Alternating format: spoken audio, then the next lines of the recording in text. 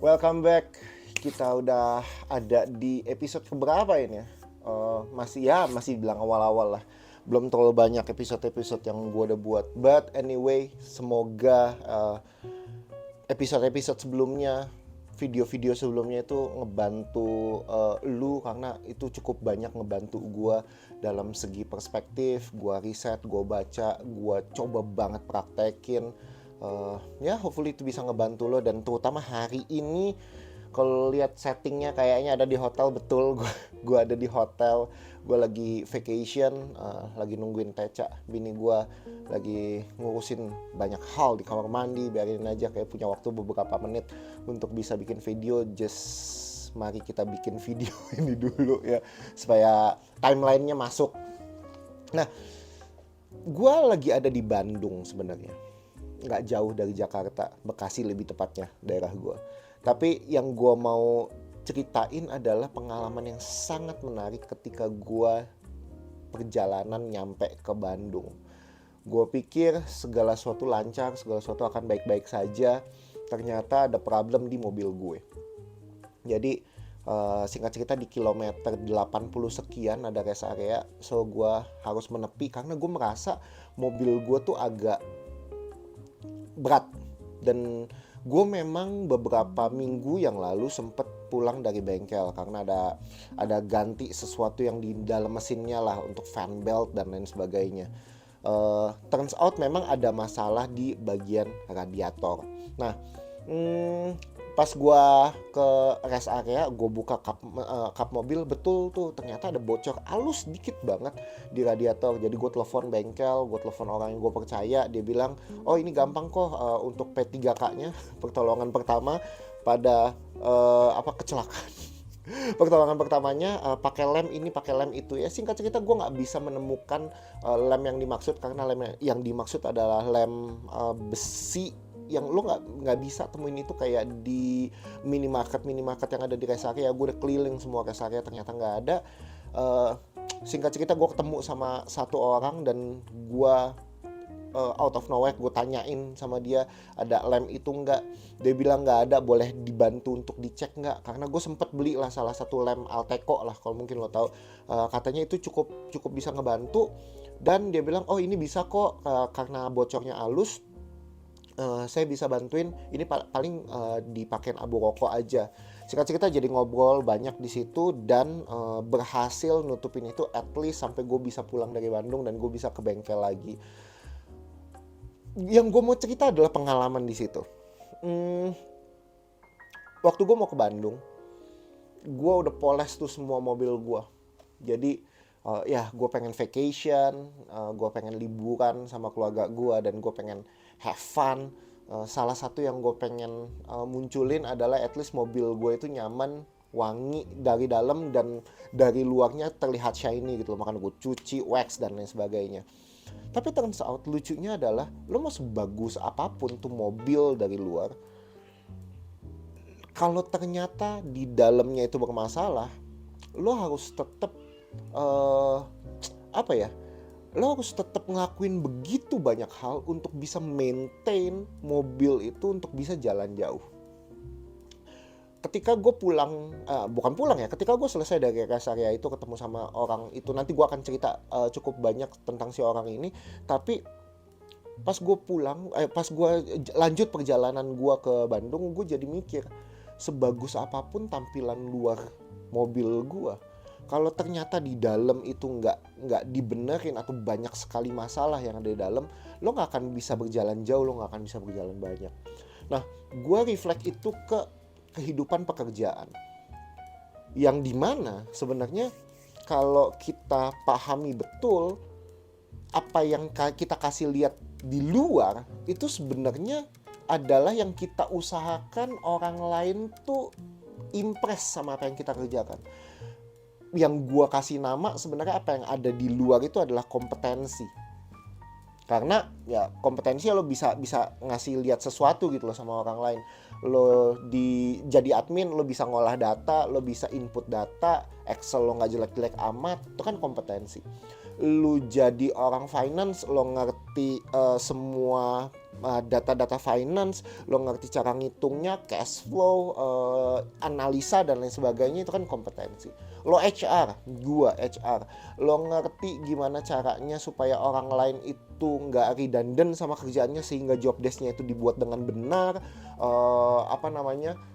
remunerasinya dihitung dengan baik, itu kan kompetensi. Nah, kompetensi yang ada di luar sebenarnya nggak akan bisa buat lu jalan jauh kalau yang di dalam lo nggak beresin.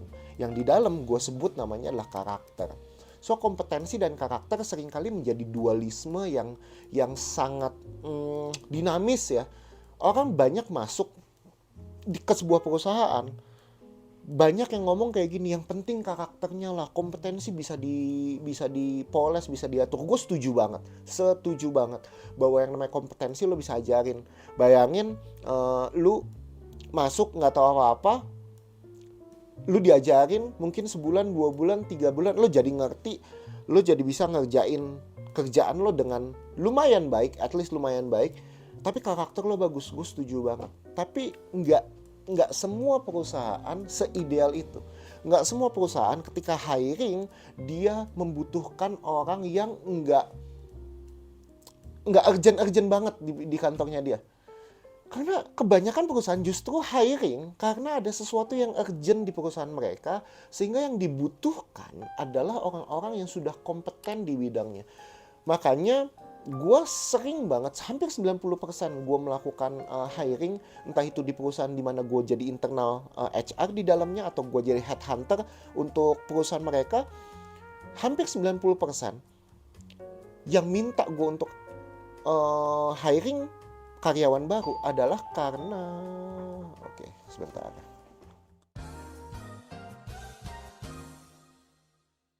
2000 years later.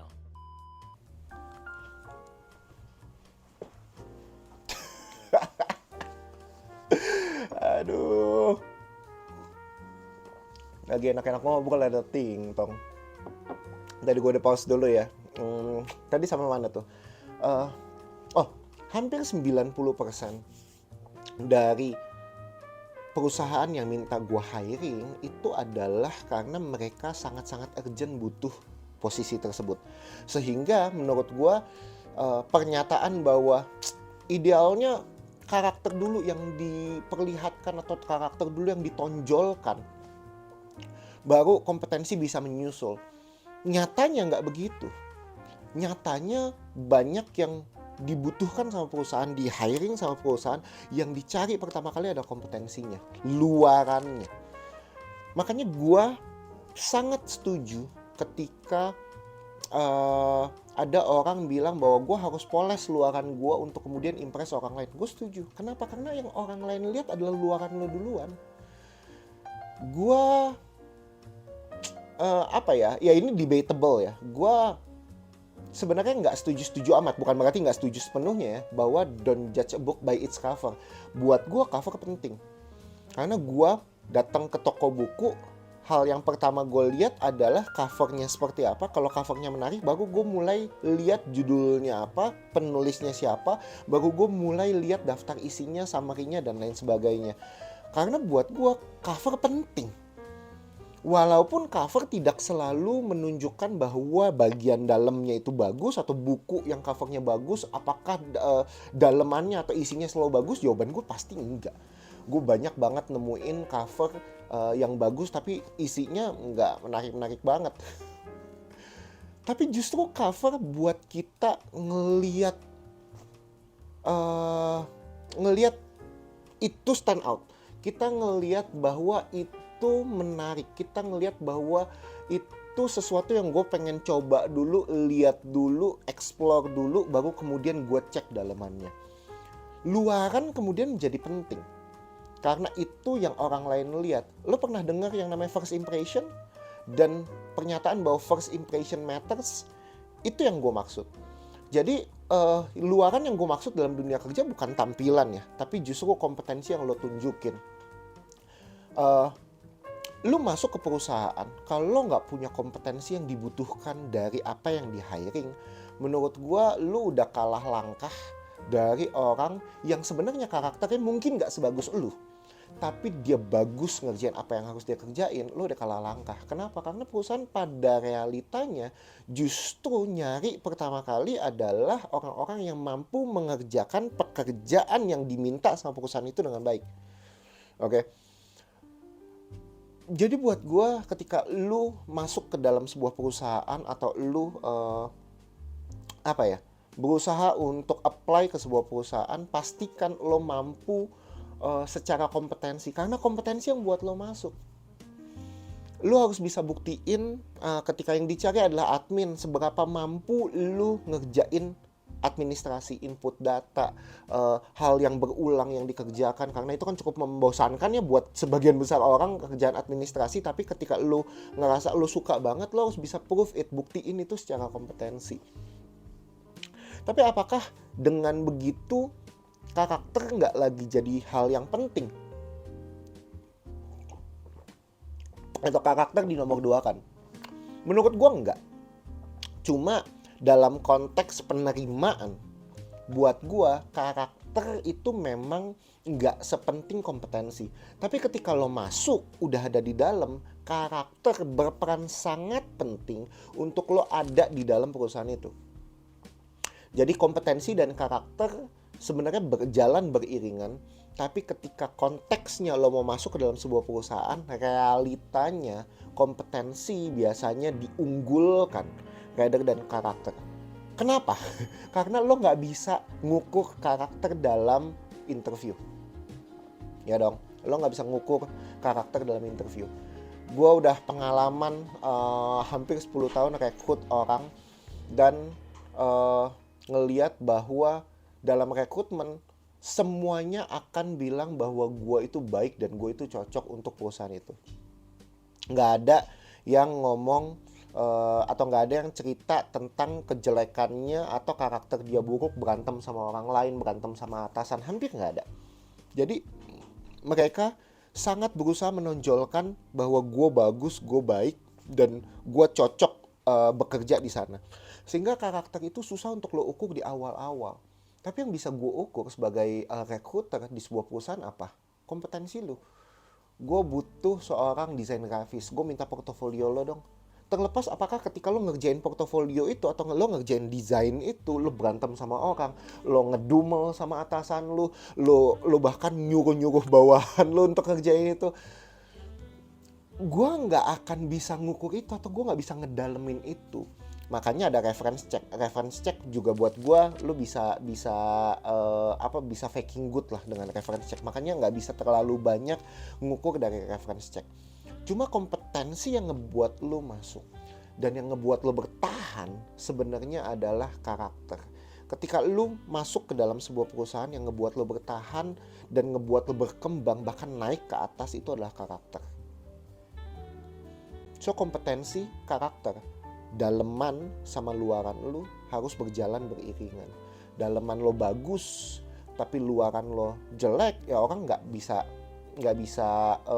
nilai banyak dari lo. Mungkin lo akan dibilang bahwa ya nggak cocok lah sama kita karena kompetensinya nggak sesuai, kompetensinya nggak sebagus apa yang dibutuhkan sama perusahaan gua. Tapi luaran lo bagus, kompetensi lo bagus, tapi di dalam ternyata lo orangnya suka ngedumel, ngerasa bahwa lo yang paling benar, selalu berpikir bahwa ya kerjaan gue sampai di sini, udah gue di sini aja, gue nggak mau kerjaan gue yang lain, yang gue sebut penyakitnya namanya not my jobber. Ya kan bukan kerjaan gue, kenapa gue harus kerjaan itu? Kalau lo selalu punya daleman yang seperti itu, ya luaran lo sebagus apapun nggak akan bisa bertahan lama. Let me tell you a story. Salah satu klien gue telepon gue bilang bahwa dia mau SP atau bahkan mau keluarin salah satu sales terbaiknya mereka. Karena sales terbaiknya mereka itu tuh hampir sering itu berjalan sesuai kemauannya sendiri. Karena ngerasa apa? Karena ngerasa dia yang paling bagus. Dan benar, dia salah satu sales terbaik di perusahaan itu. Tapi ternyata saat ketika diaudit, dia mainin harga seenak jidat, nggak banyak tektokan sama perusahaan, tapi itu seringkali dimaafkan karena ada yang namanya floor price. Seringkali dia sering kasih floor price-nya sih. Yang penting dapat secara volume, dia dapat yang besar. Cuma kan yang namanya perusahaan ya, kan gue pengen sebisa mungkin nggak nyentuh floor price terus nih, tapi lo bisa naikin sedikit, justru naikin banyak.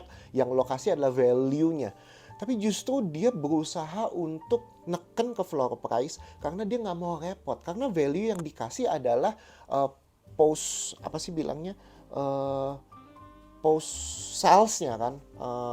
Ada pre-sales, ada salesnya, ada post salesnya, ada pasca salesnya, dimana dia harus hubungin terus dan lain sebagainya. Dia males. Dia pengennya adalah jualan. Gue nggak pengen terlalu banyak maintain relationship. Makanya kalau gue dijualan, kalau harganya gue tinggiin dikit, gue harus kasih janji bahwa ya gue akan cross check lebih sering, gue akan datang untuk ngelihat apakah ini bisa digunakan dengan baik atau enggak. Dia males hal-hal seperti itu. Ketika diaudit, ditemukan bahwa sales ini bagus dalam jualan, tapi sales ini kurang bagus dalam memberikan adding value. Yang dia kasih value-nya adalah pokoknya lo bisa pastiin deh ini harga paling murah. Itu kan kayak kongkol glodok ya. Yang penting murah, gue jual, abis itu gue masa bodoh. Itu yang pertama. Yang kedua, mobilnya itu kan dipinjemin mobil dari perusahaan. Mobilnya itu banyak banget baretnya. Ternyata dia bawa mobilnya itu senak jidat. Dia bisa nyerempet sana, nyerempet sini. Nggak ngerawat mobil lah. Daleman mobilnya maksudnya jok di belakang dan lain sebagainya, banyak sampah. Dia nggak ngerawat mobilnya itu. Padahal jadi salah satu sales terbaik. Lo bayangin dalemannya, luarannya, kompetensinya adalah lo bisa jualan dengan sangat bagus. Sales lo bagus. Salah satu dibilang sebagai top sales di perusahaan itu. Tapi dalemannya lo nggak bisa maintain dengan baik. Lo ternyata males kasih adding value, yang penting jualan, orang beli volume tertentu, yang penting banyak, yang penting harga paling murah, udah lo ambil aja. Terus gue malas untuk maintain relationship sama pelanggan gue. Fasilitas kantor gue masa bodohin. Hal-hal kayak gitu sebenarnya ngebuat perusahaan jadinya males gitu loh. Dan ngelihat bahwa gila nih sebenarnya top sales nih, salah satu top sales bagus. Gue pengen dia naik. Tapi kalau gue promosiin dia dengan karakter dia kayak gini, how can gue bisa mempercayakan tim lain di bawah naungannya dia kalau karakternya dia kayak gini? Bahkan ketika dia di kondisi sekarang aja jadi sales aja udah mau dikasih SP karena tidak merawat fasilitas yang diberikan kepada dia. So buat gue kompetensi itu bagus, kompetensi itu sangat-sangat penting ya. Tapi karakter yang ngebuat lo bertahan. Tapi gini, kenapa si sales ini di hire pada awalnya? Di hire pada awalnya karena perusahaan ini memang butuh sales. Salesnya mereka karena pandemi itu sangat-sangat stagnan. Tapi orang ini bisa ngejamin bahwa 3 bulan, 6 bulan dia ada di situ, dia bisa bawa sales yang signifikan buat perusahaannya. Dia bilang, oke, I will try. Gue pegang janji lo, dalam 3 bulan tuh salesnya melonjak naik. Jadi dimasukin, diizinkan untuk masuk ke pintu perusahaannya dia, dikontrak sama perusahaannya karena yang dia janjiin adalah luarannya dia, kompetensinya dia, dan dibuktikan benar. Tapi ketika lu udah bagus dalam dunia sales, belum tentu lu bertahan di dalam dunia sales, atau bahkan lu bisa naik dipromosikan menjadi sales yang lebih tinggi, senior sales, sales manager, you name it. Karena lu cuma berpatokan sama luaran lo doang, bukan daleman. Semoga ini bisa dimengerti ya, bahwa yang ada di luar penting untuk bisa masuk ke pintu yang namanya perusahaan, tapi itu aja nggak cukup untuk buat lo naik ke atas. So luaran dan daleman dua-duanya harus berjalan beriringan. Satu lagi cerita tentang another company yang hire karena dalemannya. Males banget ceritanya karena dalemannya, aneh banget. Tapi it's true, ini true story. Salah satu klien gua akhirnya accept salah satu kandidat karena dia bilang orang ini sangat-sangat bisa dipercaya. Dia reference check, dia ngeliat bahwa orang ini ketika interview itu sangat submitted sama atasannya. Dia reference check, dia ngelihat bahwa orang ini ternyata sangat bisa dipercaya, karakternya bagus, walaupun dia ngerjain sebagai kerjaan admin di sebelumnya. Sekarang dia diminta untuk jadi seorang purchasing atau GA. Nah, singkat cerita, ketika dimasukin, betul orang ini sangat bisa dipercaya, sangat bagus secara karakter, supel ketemu sama orang lain, teamworknya bagus. Tapi lo tau ya, purchasing, GA, lo harus ketemu sama vendor, dan salah satu KPI lu sebagai purchasing adalah lo bisa nawar, ya kan? Tapi yang lucu adalah ketika atasannya ini telepon gue, dia bilang, nih gue harus ngapain ya sama si orang ini ya, karena orang ini sebenarnya baik banget, Frank. Garis bawahi kata baik. Orang ini baik banget, Frank. Gue pengen kasih banyak kesempatan sama dia karena orang ini baik, bisa dipercaya. Gue kasih duit sama dia, dia gak tilep lah. Dia berusaha untuk kasih yang terbaik lah untuk gue. Tapi gimana ya, Frank? Orang ini gak bisa diandelin. Gak bisa diandelin artinya dia kan purchasing ya. Masa iya gue minta dia cari laptop misalnya, dia cuma cari di satu vendor dan dia iyain harga awal dari vendor itu, dan dia bilang, Pak, ini harga dari vendor A ya, sudah selesai, kita mau beli berapa banyak atau kita mau sewa berapa banyak. Kan gue sebagai atasannya nanya dong, satu, lu nawar atau enggak? Dua, pembandingnya mana? Pernyataannya cuma gini, oh perlu pembanding ya Pak? Oke lah, kalau cuma sekali oke lah. Untuk urusan laptop oke lah, karena kan nggak dipakai sering dong. Laptop cuma sekali, waktu itu dia beli paling cuma sekitar 3 kalau nggak salah. Dia beli laptop, oke lah, dia mungkin perlu belajar untuk cari pembanding dan dia nawar harga. Singkat cerita laptop selesai. Abis itu mau ada acara besar di sebuah di perusahaan itu, dan butuh beli souvenir kan untuk setiap orang di dalam perusahaan kaos sama mug. You know what? Ini bukan laptop lagi nih. Tapi kan konteksnya sama ya, lo beli sesuatu ke vendor. Dan yang terjadi apa? Persis.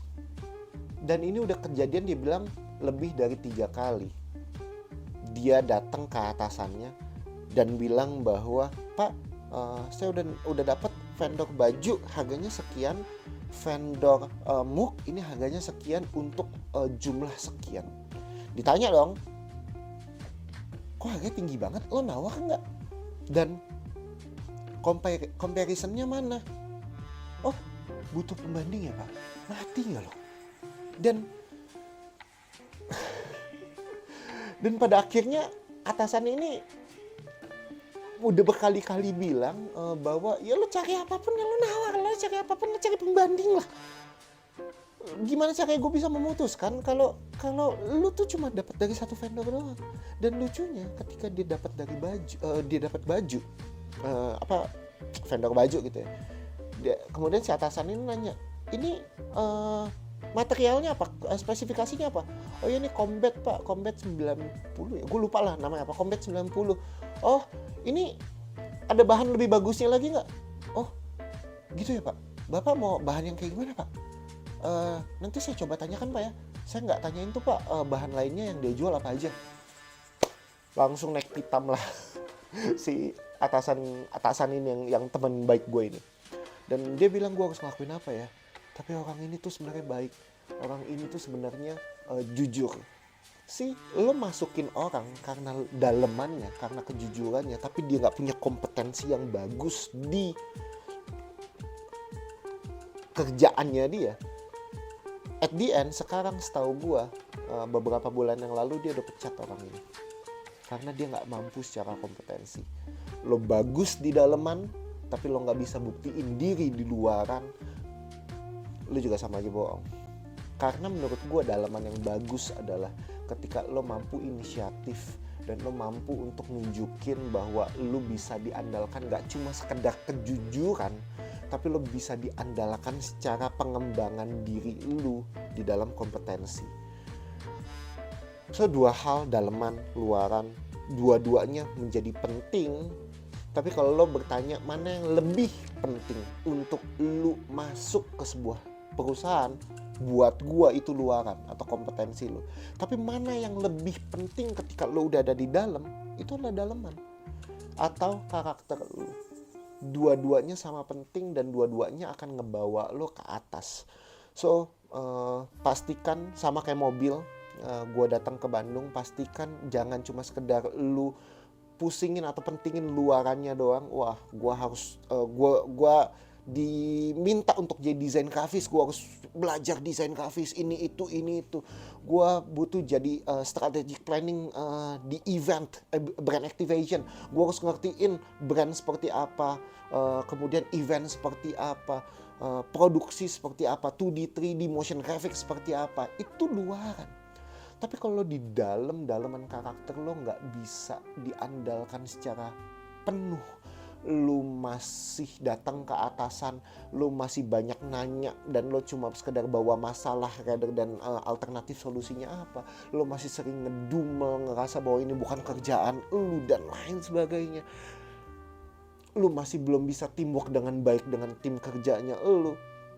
Itu yang ngebuat lu stagnan di posisi lu yang sekarang.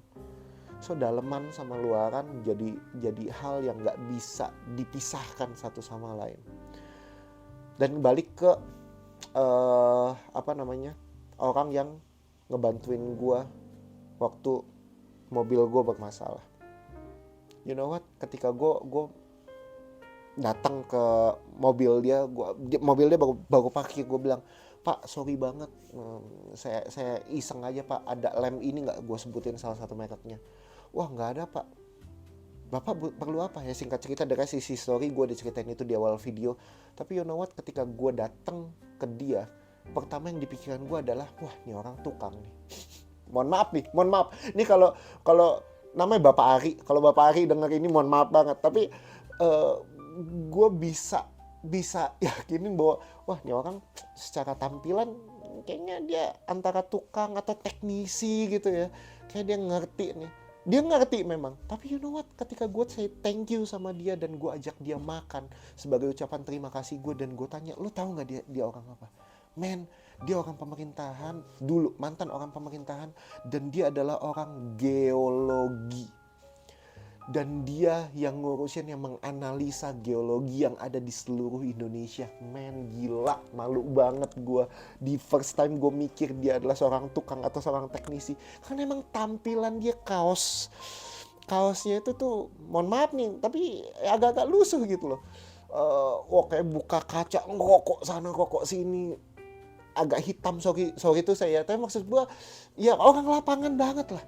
Tapi ternyata dia geologi, dan sekarang dia keluar dari pemerintahan untuk jadi apa? Konsultan geologi. Gila.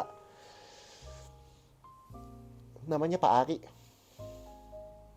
Men, gue amazed banget sama apa yang dia kerjakan dan bagaimana dia dia deketin gue, approach gue, komunikasi ke gue, apa yang gue harus lakukan terhadap mobil gue. Men, gue malu, gue pernah mikir gue pikir dia teknisi, dia tukang, ternyata dia orang hebat banget, bahkan buat Indonesia, men. Gila, hampir 2 jam gue ngobrol sama dia. Bini gue ikut ngobrol sama dia. Bini gue bisa testimoni seberapa baiknya dia, seberapa dia banyak kasih pengaruh buat at least pemikiran gue. Waktu gue makan almost 1 jam, gue makan ngobrol sama dia. Ada anaknya, dia juga ternyata penerus dia masuk geologi. Dia geologi juga, orang ITB, men.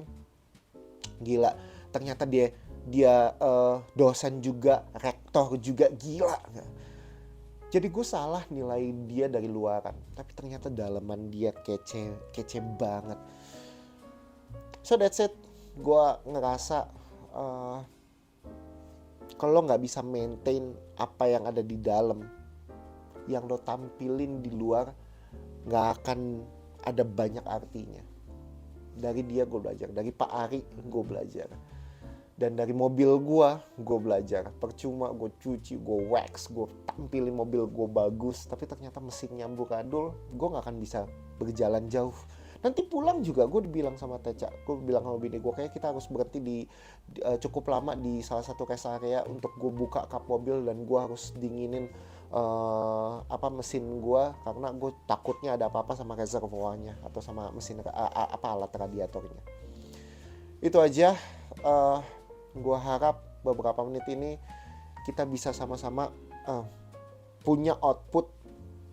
Satu, fokus ke dalam luarannya atau kompetensi kita untuk kita bisa tampilin yang terbaik di perusahaan, karena perusahaan bayar kita untuk luaran kita, tapi kitanya butuh maintain dalemannya kita untuk kita bisa pastiin diri kita tuh naik ke atas dan gak stagnan di situ-situ aja. So, perusahaan butuh luarannya kita butuh daleman kita atau karakter kita untuk kita bisa maintain naik ke atas. Hopefully it helps, dan kita ketemu lagi di episode berikutnya. Thank you very much. Salam. Ciao.